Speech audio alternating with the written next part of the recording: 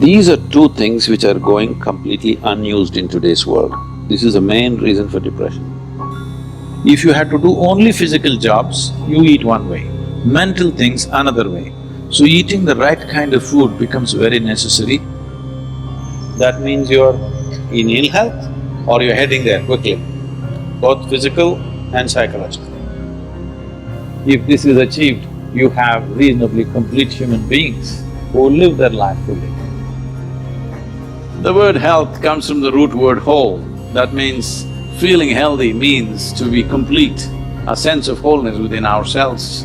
For this to happen, our body should be vibrant, our physical energies must be vibrant, our mind must be joyful, emotion must be exuberant.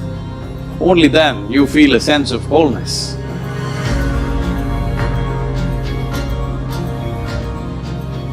Essentially, within the human being, there is a certain allotment of energy for action, certain allotment of energy for intellect, certain allotment of energy for emotion. Like this, there are various allotments.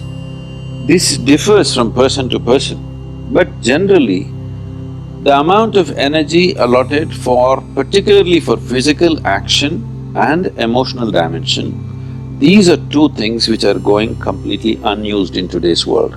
This is the main reason for depression, believe me. Any number of children that they bring to me with all kinds of mental ailments, I just tell them first thing is some sport that they like, swimming, tennis, something, and music. These two things you bring into their life, within 3 months, most of the children, 80 to 85% of the children will recover quite wonderfully. Because without finding expression to their emotional dimension and if without finding enough exertion for the physical body, they are bound to become depressive. Today it's become like this, sunrise means they watch it on the phone screen, sunset means they watch it on the phone screen, yes? So losing connection with all that supports and manages our life is going to be a serious challenge of the future. But this is one thing that you can do if you have children. Vacation means don't take them to Mumbai, Bangalore, Dubai, some other place. Just take them, walk them in the jungle or take them on a small boat out there or whatever. Some exposure to nature is needed. You will see how excited children will get and how involved they will become.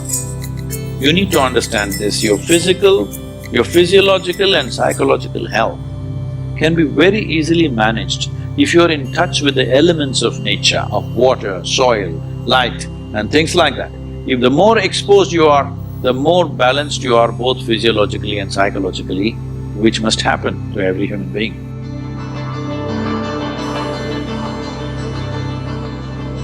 In this country, we made food like this. If you had to do only physical jobs, you eat one way, mental things another way. But today none of us are in that condition. We have to be both physically sharp and mentally sharp, isn't it? That exclusivity of just physical work and mental work is gone. All of us need to be physically good and mentally good. So eating the right kind of food becomes very necessary. Particularly, some of the things were very positive are the ash god. If you consume a glass of ash god juice every day, you will see clearly the sharpness of your intellect will enhance itself, you'll be mentally much sharper than the way you are right now. Especially children must drink ash god juice. Daily consumption of ash god, you will see distinctly your mind seems to be clearer and sharper. This will be noticeable within a few weeks of consumption of ash god. If you drink coffee, it gives you energy with agitation. You drink a glass of ash god juice, it gives you enormous amount of energy. At the same time, it keeps you very calm. Daily consumption of honey can do wonderful things to you, especially if you have children at home. Make honey culture part of your thing. Psychological stability, physical well-being, vitality, all these things can be greatly enhanced simply consuming daily honey.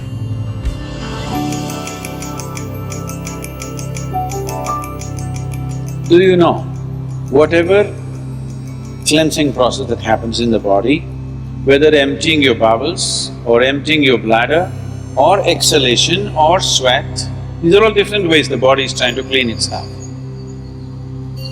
In all these things, different bodies have different levels of efficiency. If you are in good health, if you're in very good health and if you're eating the right kind of food, when you empty your bowels, nothing, not a speck should remain in your colon.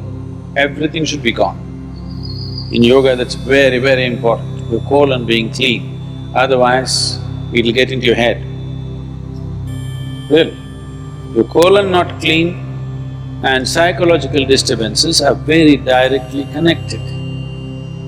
In the yogic understanding of life, after you wake up, within 20 minutes, naturally if the bowels don't empty themselves completely, that means you're in ill health or you're heading there quickly, both physical and psychological. It could be either, depending upon whichever is weakest in you, will break first.